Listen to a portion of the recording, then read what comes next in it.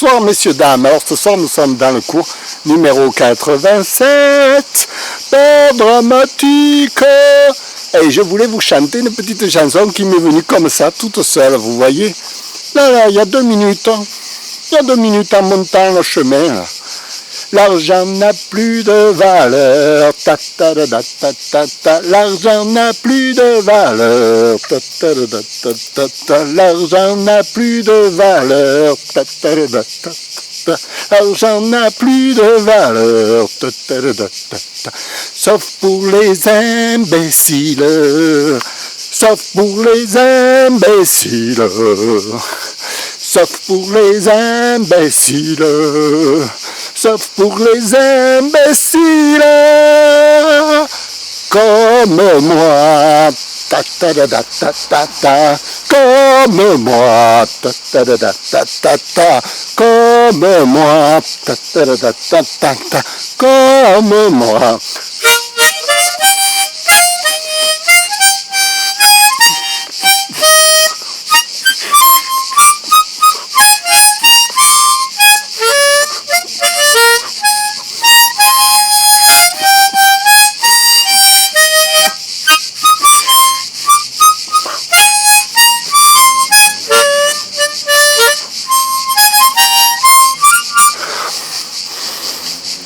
Pas mal, hein?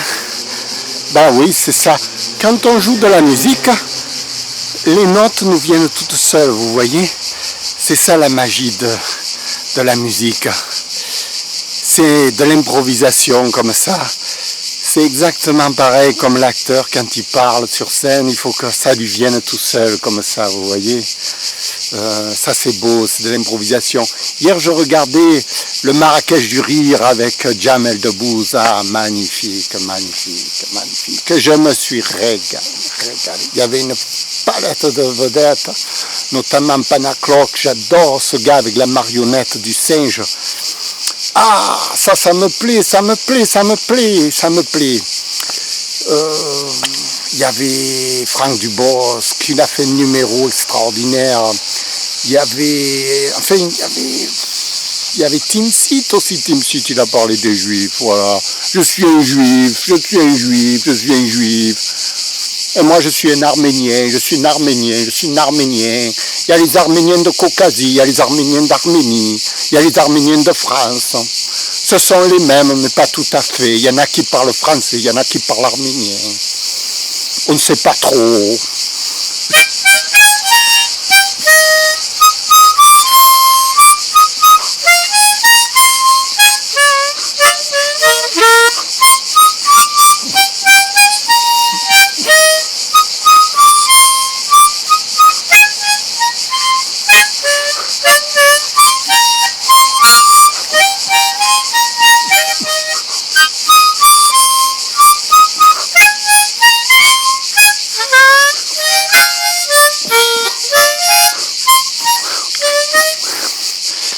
Oui, voilà. Et oui, parce que le comique, c'est l'essence même de l'acteur. C'est, disons, le plus gratifiant, vous voyez. Pourquoi? Parce que ça, je vous dis, ça met en jeu des forces terribles, terribles dans le comique.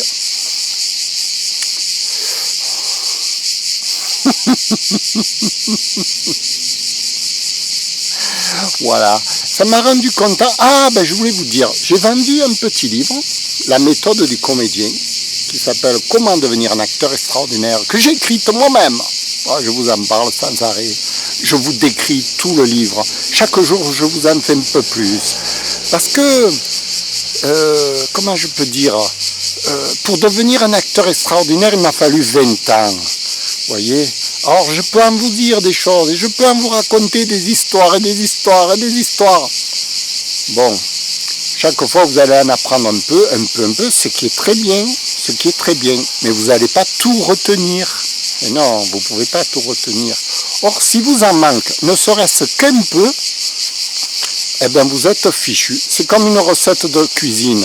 Si vous manque un ingrédient, eh bien la cuisine, la recette, c'est pas ça. Voilà. Ben là, c'est pareil. Pour devenir un acteur extraordinaire, il faut tous les ingrédients. Moi, j'en ai fait 10 étapes. Pour vous dire à peu près, bon, il y a 10 étapes en gros. Chaque étape, elle prend 2 ans, 3 ans, suivant les individus. Bon, ça fait 30 ans de travail. L'idéal, c'est de faire les étapes en même temps, vous voyez. Celui qui fait les 10 étapes en même temps, ben, il n'en a que pour 3 ans. Celui qui les fait une par une, c'est comme si on apprend l'anglais, puis après l'allemand, puis après le russe, à la suite. C'est plus long que si on les apprend en même temps. Voilà. Voilà. Non, parce que je vous dis, moi, parler de mon livre, je peux en parler tant que je veux.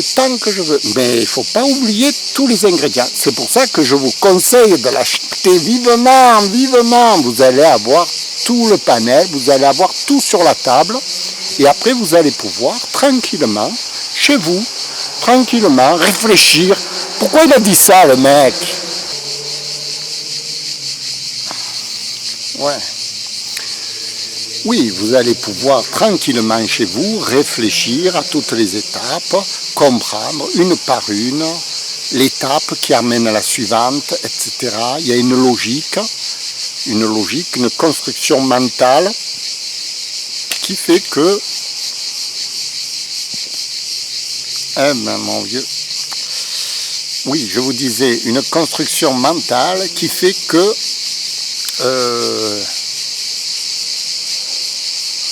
on peut arriver à la fin à être extraordinaire. Si encore vous comprenez bien ce que je dis. C'est pour ça que je me permets de vous expliquer tous les jours un petit peu, parce que je veux bien que vous compreniez. Je ne suis pas un escroc, moi. Je ne vous vends pas du vent. J'ai travaillé dur pour en arriver là. Et d'ailleurs, c'est l'exemple que je donne directement devant la caméra. Oui, tous les soirs, je fais un film, là. Vous imaginez pas l'improvisation théâtrale, ce que c'est? L'improvisation théâtrale.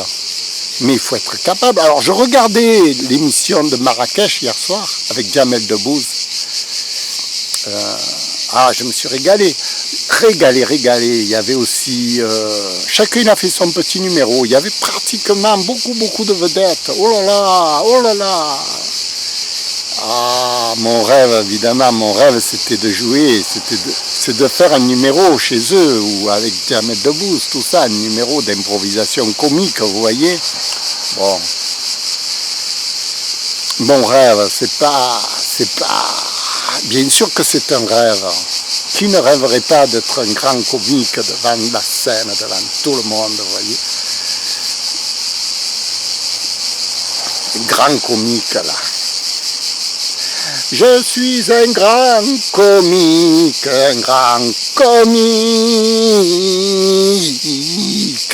Je suis un grand comique, un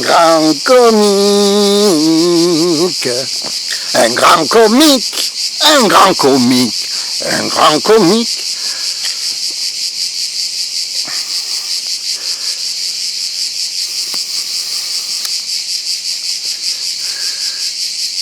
Les gens, ils ont oublié que le comique, c'est un art indispensable, que c'est un art très sérieux. C'est ça que je veux leur apprendre. C'est pour ça que moi, je veux revenir aux bases de la comédie et leur expliquer, étape par étape, comment on arrive à devenir. Bon, je fais des petites démonstrations comme ça. Normalement, le comique, ça se prépare un peu à l'avance, hein. Vous voyez, si je décide d'un coup de faire une blague comique comme ça, c'est un peu comme si vous preniez un pâtissier au hasard, un pâtissier qui fait des très bons gâteaux, vous lui demandez, invente-moi un gâteau là, de suite. Le gars, il est là, il se dit, invente un gâteau là, comme ça, en direct. Il faut quand même que je réfléchisse un peu, qu'est-ce que je vais mettre? Du chocolat, du sucre, de la vanille, des gaufres, enfin... Il faut un peu qu'il réfléchisse avant de vous le présenter, le gâteau, vous voyez. Le comique, c'est un peu pareil, il faut un peu qu'il réfléchisse, il a un peu sa recette.